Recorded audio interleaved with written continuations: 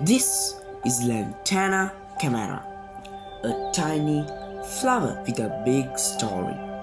It first arrived in 1826 as a simple garden plant, but today it spreads across more than 60 countries with over 600 vibrant varieties.